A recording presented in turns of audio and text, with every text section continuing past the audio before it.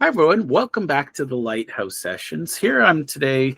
I have my friend Jeff Cullen with me. Jeff, why don't you tell the audience a little bit about who you are and what you do? Sounds good, Jeff. Well, first of all, thank you for having me on the Lighthouse. I really appreciate that. So we were just talking about this, offline. What I've really distilled what I do to and what I've done is it's all about value creation for small and medium businesses. Because I've been a consultant and now I'm a broker and I've been a manager and I've had a lot of different roles in a wide variety of businesses. And sometimes it's hard to define, with clarity. But when I really give it some thought, at the end of the day, it's all about the creation, the growth, and then the harvesting of value. So whatever I'm doing always ties back to that. I love that. And I think I'm a big fan of metaphors. And I find it fascinating that a lot of people think business is just about harvest. We are harvest, harvest, harvest. But if you don't plant and if you don't sow, you can't reap the rewards until you've done it. So Right. now you and I have talked about this a lot in different ways, but I think one of my favorite conversations you and I talk about a lot is the power of networking. And one of the things I like to look at is, a network is only as good as the participants. And I think it's understanding what each other does, which again, I use the podcast as a way to connect people. So let's get beyond some of the jargon and let's talk about, the three stages. So you talk about, planting and then tending and then harvesting. Where do you fit into each of those and what sort of skills do you bring to those three areas? Yeah. Okay. That's a good question. Well, let's start with that first one. So, the creation value thing is really around transforming a business from that early stage where the entrepreneur, the owner, whether they intended, to this was their dream, or there's somebody who was, let's say, in the trades and they just got frustrated and decided to do it themselves. That early stage is usually pretty good. If they have a good idea, generally they're going to get traction. But what happens is that relatively quickly things become more complex. It's almost like the success is a double-edged sword. So you're successful, you begin to grow, you add more people, you add more clients, a diversity of projects, and all of a sudden the person who in that early stage was able to kind of keep their finger on all of the moving parts becomes overwhelmed with the complexity. And this is where, and typically what happens then is things begin to flatten out. You might even have a little bit of overreach, and they get into a cycle where they're maybe growing or they've grown, and yet the performance of the business is actually going down. They're not as profitable, maybe sometimes even at more revenue. And then, that becomes a real conundrum. Like, how do you get out of that? And generally speaking, what they're lacking is that bridge to, this has been a entrepreneurial rocket ship, and now we need to turn it into a mature, or start to turn into more of a mature business that still has processes and metrics and understanding how all of the parts move together without killing that entrepreneurial zest. And that's part of the challenge as well. Sometimes businesses become very process driven and almost bureaucratic. So you want to avoid that. It's this mix of how can we have some process, some information, some better decision making, and yet retain that energy of growth. And I think a fractional CFO, particularly if there's someone who has a background like I do in different areas of consulting. I've had the opportunity to do marketing work and HR based work and, as a generalist. And that's really important. If you just look at one slice, you don't really get the full picture, because everything has to somehow, the metaphor I like is it's a bunch of cogs and gears. And, if they don't mesh, then at the end of the day, you're not going to be as successful. So that the creation part is getting hold of that beast, figuring out what's working, what's not, what do we want to measure, how can we be better to anticipate, an idea, that might be risky, and how can we actually have a better decision-making process. I love that, and thank you for that insight, because I think a lot of people, and I'm seeing something interesting, and I want your take on it. I know a ridiculous number of fractional somethings.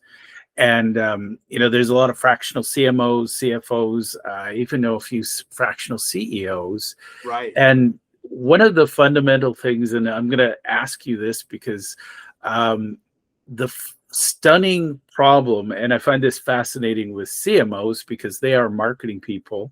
Yeah. Most of them think that what they sell is a fractional something. So Right. they actually believe the market is out there. I woke up this morning going, man, I'm really short on CFOs. Can I go buy a fractional one? So I'm going to put it plain. You and I both know that nobody buys the thing we think they sell. Right. What sort of pain is a CEO waking up to this morning where they go, damn, I need to talk to Jeff? What are they muttering to themselves over their coffee, or swearing at this, as their steering wheel as they're driving to work? What are they actually stressing over that triggers the, oh my God, somebody needs to meet Jeff? Great question. I'd love to say that they wake up with this epiphany of, geez, I wonder if we could be doing better. The reality is most people don't think that. There's a small percentage, and certainly if somebody has that thought, that's a great question to start having the conversation, right? Because you'd be wondering, like, we're doing okay, but if we were to benchmark our business against industry standards, in terms of a bunch of metrics, are we average? Are we top of class? Are we behind the curve? That would be a great question. More likely what happens is there's a crisis, or they just become really tired of being stuck, right? They're putting in more effort or the same amount. And like I said, there's this life cycle where if something takes off, it's almost like the momentum just carries them along. And you see, oh man, we're growing so quickly. And then they hit this kind of wall, and they're putting in the same effort, maybe sometimes even more effort, the same amount of time, and they're just not getting that incremental payoff, right? And that becomes frustrating. So that would be, either something has gone wrong and there's a crisis. Obviously, that's a good time to good's not the right word. It's a critical time to maybe look for some help, or they're stuck, right? And they're just getting frustrated with, when they have a vision to say, we want to take it to that next level. We see the opportunity. Maybe we take a run at it. Things start to fly apart. So we back off. We can't seem to get over that hump. That's another really good time to start asking those questions. And then there are the few people who just have that natural curiosity of, hey, things are okay. I just wonder how they could be better. So that would be three steps. Unfortunately, that third one, not as common. Well, and I would say my experience, a lot of people, you ask them how business is going, and they will say, okay. And I never ask the follow-up question in polite company, but if they're working with me, I ask, how do you know it's okay? Right. And I'm not kidding. I've seen people burst into tears, go, I don't know. Yeah. So, yeah. Oh, yeah, absolutely. Exactly. I would, for anybody listening, if you've got this vague sense that, I can't open my bookkeeping, or I can't access my accounting reports because I don't know how to read them, right, that's probably the easy symptom that says, maybe I should sit down with Jeff. And I will attest, Jeff's a nice guy. He'll sit down with you. You've yet to try to confuse me with jargon. And I think I'm going to be really blunt for the accountants out there. Most accountants want to feel smart and justify their fees. No offense to accountants, yes, but you can help your clients better by dumbing down what you're saying. And Jeff, I'm going to admit this, way back when I was an accountant, I didn't understand how confusing I was. Okay, that's an interesting, yeah. And I'm going to share this because I think a lot of people will feel this. I would sit down with my clients and I would show them their tax return and I would show them their financials. And then I would always dutifully say, do you have any questions? Yes. And they would always go, and I took that as, yay, me, pat on the back. I explained it well. And what I realized was literally what they were trying to say without sounding dumb is, I don't understand a word you just said. I don't know what to ask. I'm just going to try and get out of here with my dignity intact. And you know, that is such a great observation, Jeff. And I think that's, I mean, we're picking a little on accountants here. I think all the professions suffer from that. You know, my wife's a lawyer. She's gotten into mediation now and a lot more communication stuff. Yeah. And I think all the professions. And I think you're absolutely right. You know, people don't like to be embarrassed. And when I was working, you know, deeper, either as a fractional member of the team or even just as a consultant, sometimes I would be shocked with how little people understood, like you say, of the jargon, right? And we'd be talking, let's say, you know, revenue, and then they confound that with profit. And I mean, that's a simple one. I mean, that's a huge red flag. I mean, you're like, holy smokes, you know, do you understand we're talking about the number at the top and the number at the bottom? And then there's all these numbers between that make that bottom number smaller, right? So when we're talking about revenue, that's up here, right? And but I think you're absolutely right. For a lot of people, it's you know, they're smart people, or like everybody likes to think of themselves as smart. They're successful, they're hardworking, they've built something, and they go into the office maybe with their accountant, and the accountant starts throwing numbers at them and jargon, and nobody wants to. Few people have the I'm not sure what the right word is. The training is. So I'm going to let. It takes a lot of courage to sit there and say, "Man, I don't understand what the hell you're talking about," right? Yeah. And putting yourself out there as say, "I'm not stupid," and yet you're speaking, and I don't know what you're saying. So they kind of, like you said, they nod and go, "Okay, good," and out the door and pay their bill. How much do I pay? Let's go. So I'm going to let all professionals off the hook, and I don't believe for a second that it's malicious or intentional. But the fundamental problem you got to look at as an accountant or a lawyer or an engineer or what have you is you spend all day, every day doing that thing. Yes. You have hung out in the most in-depth courses. I mean, literally, we took courses called in-depth this, in-depth that. Right. You are such an expert at the thing. You can highlight. I knew an accountant once who could quote the exact line and more or less the page in the Income Tax Act. Nobody else needs that level of knowledge, and that's what they're paying you for. Right. Yeah, exactly. And that's the fundamental problem, is being an expert, you forget what that beginner's mind looks like. Sure. And, you know, and I do this all the time, Jeff. I talk about AI and I assume everybody around me knows it. And true story, one of my friends said, I was getting frustrated, and I said, for God's sakes, my 13-year-old understands this.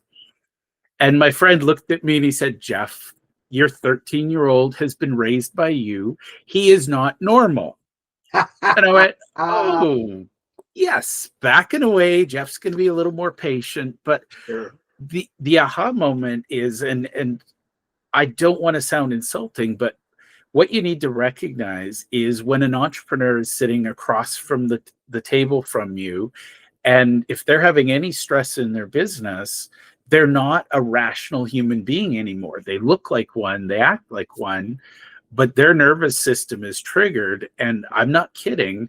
They've got the emotional and mental bandwidth of a 10-year-old. Right. So when you use big words, that little inner 10-year-old shrinks a little, and they literally fight, flight, or freeze. Yeah, no, absolutely. Yeah. So one thing, you know, it's funny. I think being a broker has helped me, because sometimes I'll joke that we are the destroyer of dreams in a lot of respect. And I'm going to come back to the value thing, right? Because most business owners don't know the value of their business. And again, human nature being what it is, they typically really overvalue what it's worth. Their accountant has told them something, their friend who sold something similar has told them something. They've heard, multiples. And oftentimes we have to, at a late stage, going back to what we were talking about, where, sometimes people are under some duress to try to sell the business. Their expectation is X, and often we have to break the bad news to them that for a number of factors, the business is not worth near that much. And so if you want to have talk about a conversation where you can't be using jargon and you need to be, making it understandable, that's really been helpful.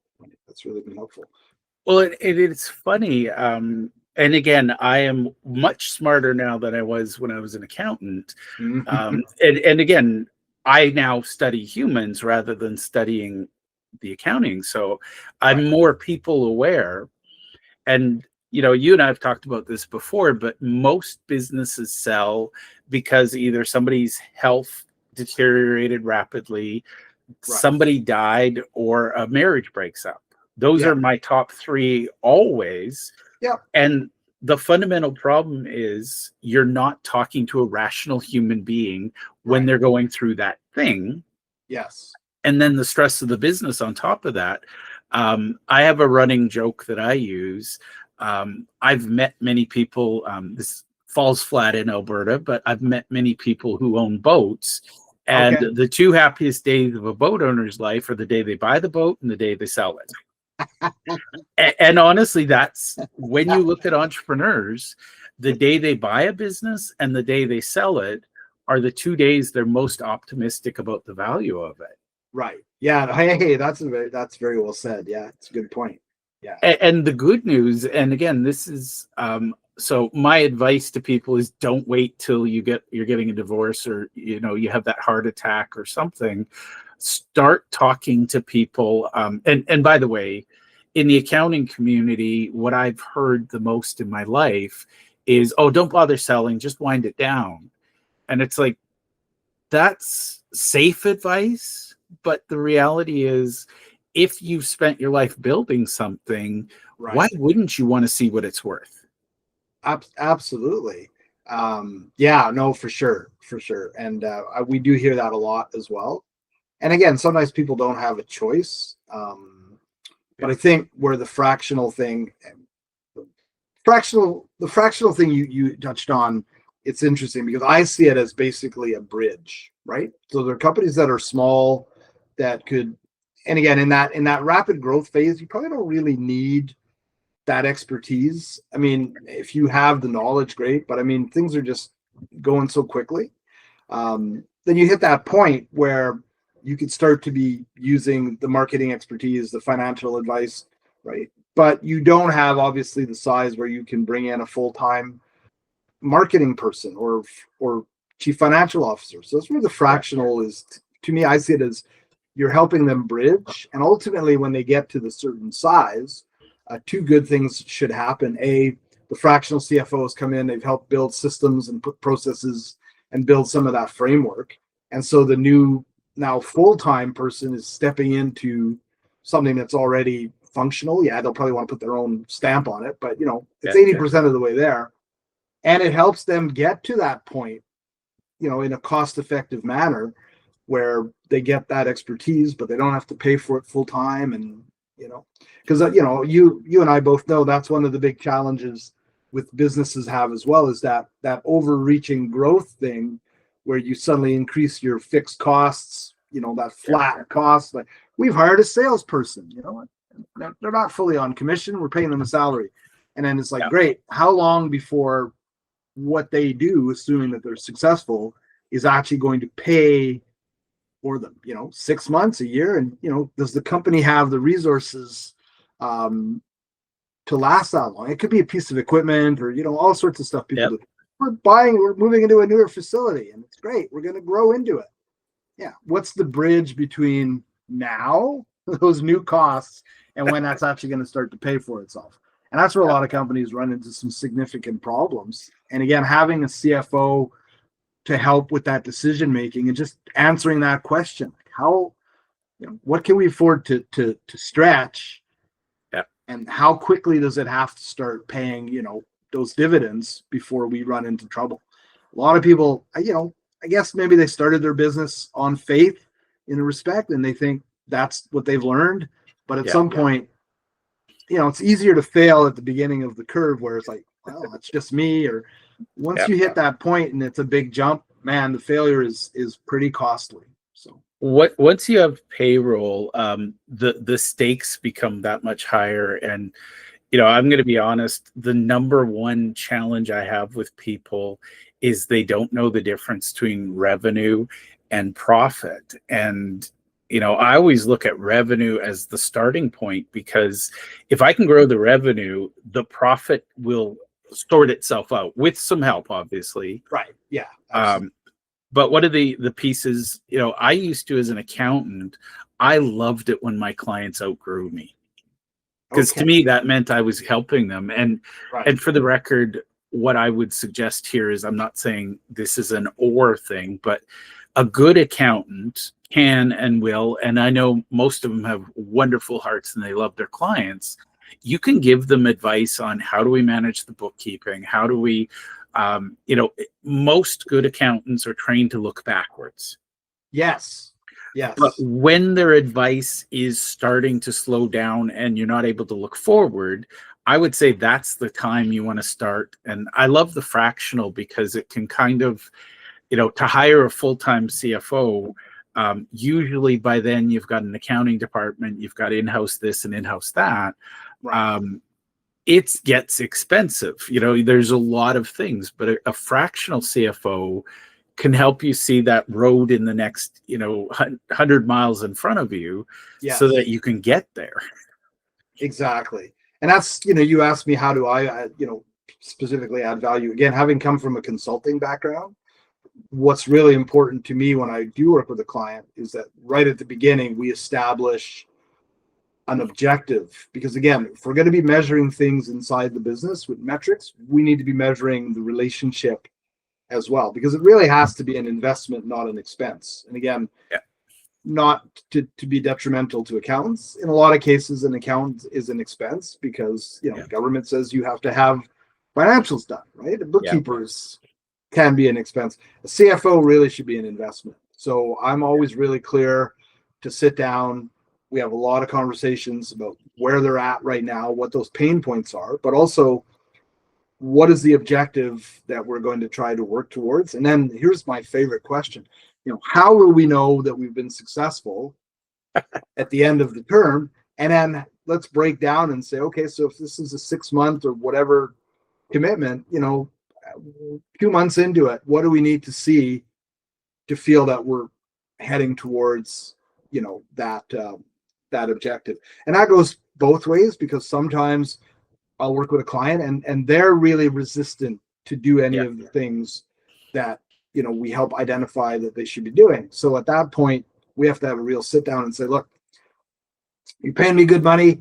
I enjoy working here, but I'm always driven by coming from an engineering background, and I like to see results. I mean, I'm not someone who wants to sit for an extended period of time and, beat my head against the wall. So if we're not seeing, if I'm not providing stuff that creates results, that's a problem. But if you as the owner are not, and I'm not saying that they have to take everything on board, but there has to be that mutual desire to move stuff forward and try things. So the fractional again is good for that, because if it ain't working, okay, we part the best of friends. And whereas when you hire someone full time, that becomes, after that probationary period, it becomes a little bit more complicated. Yeah, it becomes like a divorce rather than a parting of ways. And one of the things I hammer all the time is the ROI, return on investment. And it fascinates me when people hire experts and say, okay, I want you to guide me, but I'm not going to listen to you. Yeah. And, I'm not kidding. I had one, they're like, well, you're my coach. You should let me make my own mistakes. And I'm like, no, you hired me because you were tired of that. Right. Yeah, exactly. So please don't make me be in the front seat with you when you crash into a tree. I don't want that view. But I do love, and this is, I think, when I talk to people, I'm very, very blunt. I have this rule of thumb that everything I do has to have a 10x return on investment.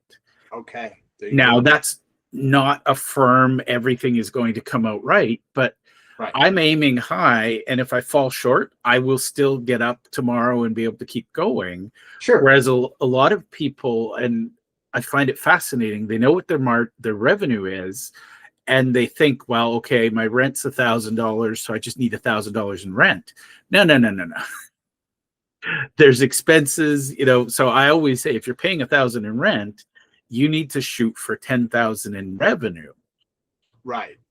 And it's an ambitious goal, but the reality is, especially, and I think this is where you and I are going to have some fun, when they're looking at their marketing, if your marketer can't talk about return on investment and how they're going to increase their revenue by at least 10x what you're spending, run like hell. They're selling you tactics. They're going to sell you ads when you really need strategy. Now, and I'm just going to touch on that point. This again is where the CFO role or the value advisor can come into place, because it's the cogs of the wheel, though. So I've had clients that had ambition to grow their top line revenue by some factor, and then when we really looked at it, we figured out that what capacity does the organization have internally. So the best one was, I was just telling the story, I had a client who had invested heavily in equipment. They're a manufacturer, and I was working with them through the BDC, and they wanted to buy that one last piece of equipment, and then the whole thing would be automated, material handling. It was really impressive. And he'd done a little bit of market research, and it looked like there was some demand, and he wanted to double his revenue. But they had two issues.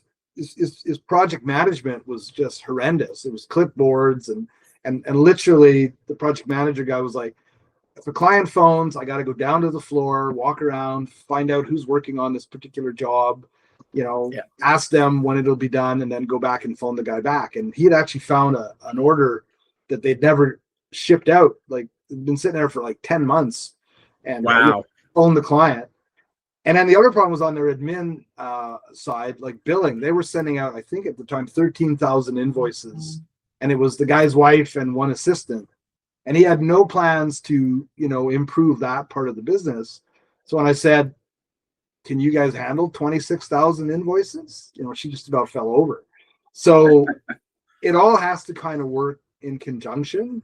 It's great to have a vision of growth, but that's like taking your Fiat, on the racetrack and saying your engine is not cleaned up for what you're trying to do. So let's, figure out the capacity, what we need, and then you can pursue those growth targets. But if you don't understand how it all works, you're at a disadvantage.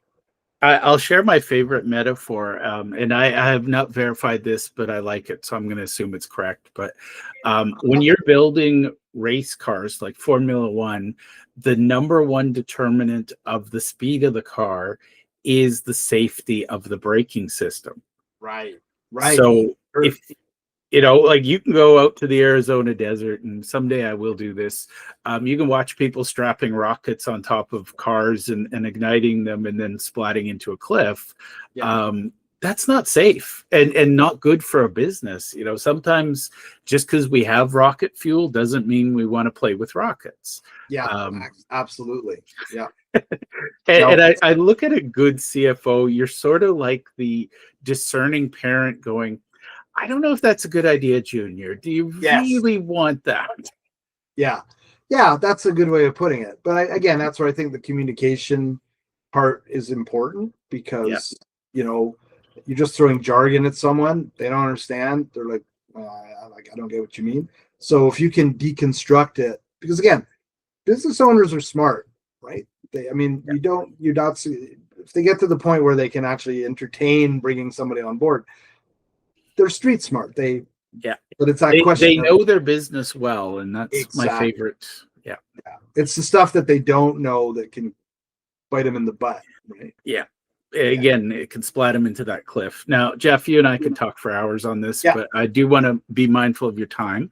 If somebody's watching this and they want to learn more about what working with you looks like, how can they reach you? How can they get in touch with you?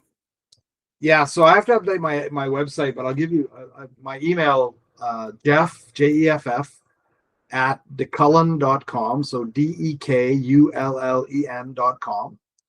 Or they can pick up the phone and call me anytime at 780-469-3535.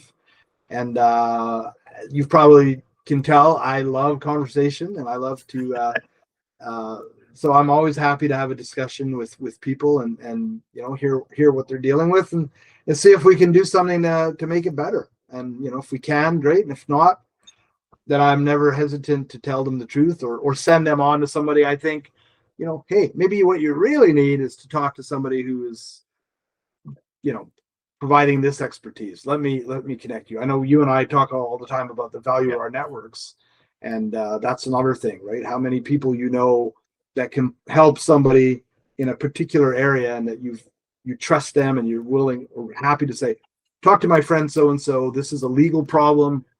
They're going to be the person. So yeah, that would be it. Just give me a call, send me an email. Always happy to have that initial conversation and see where things are at and what we think we could do. Awesome. And for the record, I'll also put up your LinkedIn because that's where I share this the most. Yeah, fantastic. Yeah, that's another good place as well. I'll get on my soapbox for half a second. I personally believe that my network is my single most valuable asset. And I tell people all the time, I'm not the smartest person. I'm just well connected. Right. And I guarantee if you reach out and say, Jeff, I have this problem, I guarantee I know somebody who can help solve it. And I think a lot of people don't want to leverage that. But for me, if I care truly about the audience I serve, which I'm passionate about business owners and entrepreneurs, I'm happy to make connections. Yeah, exactly. It reminds me of, it's a bit stereotypical. I'm going to use the male, but I mean, it applies equally. But, there's always a person in the old timey neighborhoods that always knew a guy. You could go to them for just about anything and I know a guy, right? Yeah. And they would connect you. That's being that hub of the wheel. And I know you like that model because we've used it before, right? Being the hub of a wheel, but then having your wheel intersect with other wheels and other hubs, and that's the magic, man. I love it. Well, Jeff, thank you for taking the time and hanging out with me today and being on the show. Well, thanks, Jeff. I appreciate it. Always good to see you.